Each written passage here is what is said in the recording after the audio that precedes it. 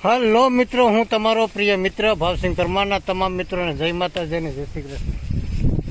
આજે ઘણો બધો સમય નીકળી ગયો અહીંયાને કે 3-4 દિવસથી આપણે એક પણ વ્લોગ મૂક્યો નથી ને અત્યારે આપણે સારીએ છીએ ઢોર, અને ઢોર સારવાનું ચાલુ છે બગીચામાં કારણ કે એમાં વધારે પડતા ઢોર ન આવે, કારણ કે અત્યારે એમાં આંબાનું વાવેતર છે, પણ આંબામાં આ વર્ષે જોઈએ એવી કેરી આવી નથી.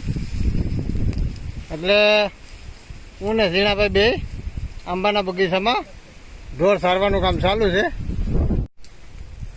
ને આ વર્ષે આંબામાં કેરી પણ બહુ ઓછા પ્રમાણમાં આવી.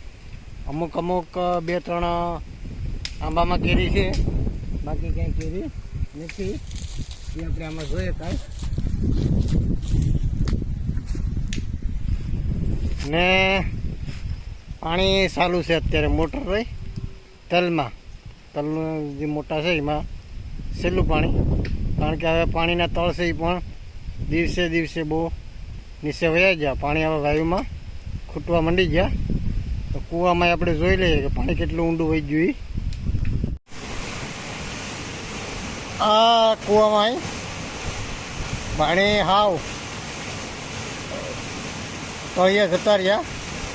ને આ સાઈડની આવક છે, ડાર મારેલા છે એ, કારણ કે અત્યારે પાણીના તળ બહુ તડકો જેમ પડે એમ નીચા વયા ગયા.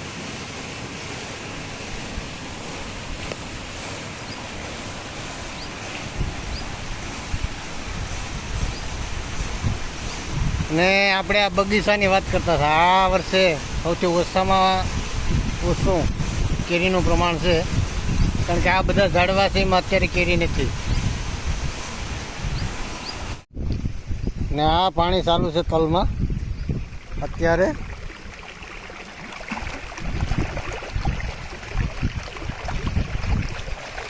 તલનું જે વાવેતર કરેલું છે એમાં જ પાણી.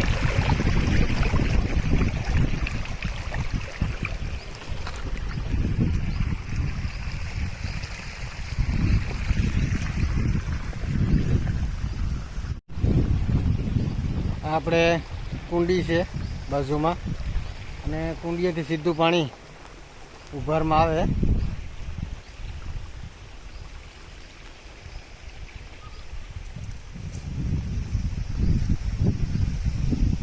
અને આ બધી આંબા છે એમાં કંઈ કેરી અત્યારે દેખાતી નથી મિત્રો. અને આજે તાપમાન ને ગરમીનું પ્રમાણ અહીંયા વધારે છે.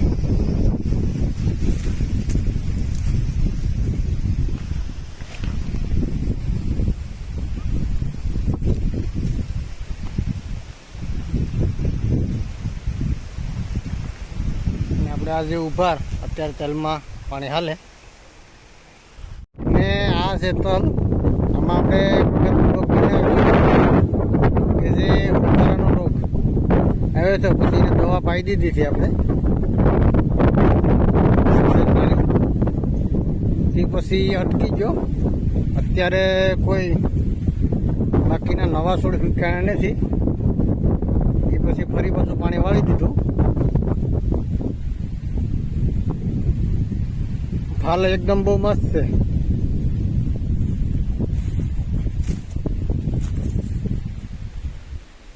આમાં ઘીટા નહીં, પણ એનું પ્રમાણ બહુ સારામાં સારું છે. ને હવે લગભગ પાણી કદાચ નહીં પાવું પડે. આ જે પેલા રોગ આવ્યો થઈ છે છોડવા, ફરી પાછો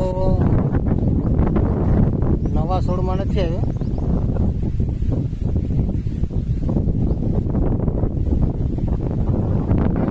પાયા પછી તો પહેલાં આપણે જે વ્લોગ બનાવ્યો હતો તો એમાં દેખાતું હતું. અત્યારે એમાં આ બધી અટકી ગયું. પહેલાં શરૂઆતના દિવસોમાં આવ્યો થઈ, અને અટાણે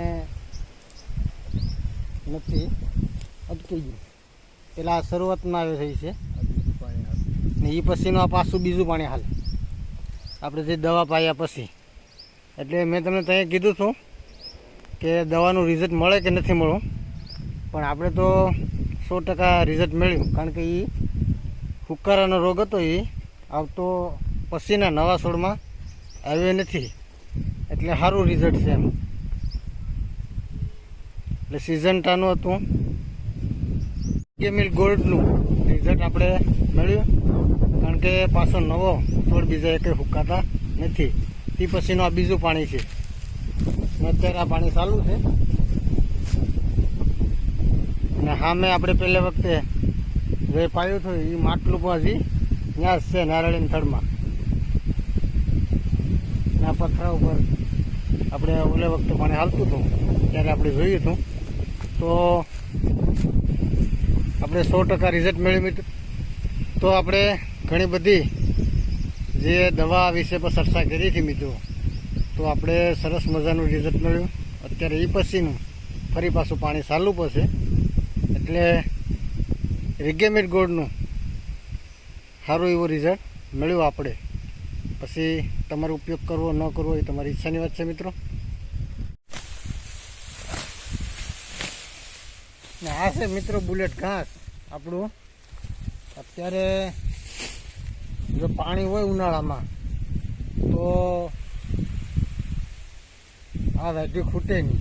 અત્યારે આની હાઈટ તો જોઈએ એવી નથી, પણ બહુ મોટું થઈ જાય તો ઢોર પછી ખાઈ પણ નહીં. અને બુલેટ એ બહુ મસ્ત છે.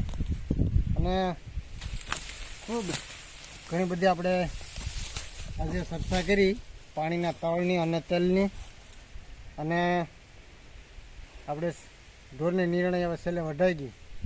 બુલેટ ઘાસની ફાયદે પૂરી છે. તો દિવસના અંતે આવી ઘણી બધી અવનવી વાતો મિત્રો એ મુલાકાતો આપણે આગળ કરતા રહીશું. તો અમારા આજના વિડીયોને વધુ લાઈક, સબસ્ક્રાઈબ, શેર કરવાનું ભૂલતા નહીં. તમામ મિત્રોને જય માતાજી અને જય શ્રી કૃષ્ણ.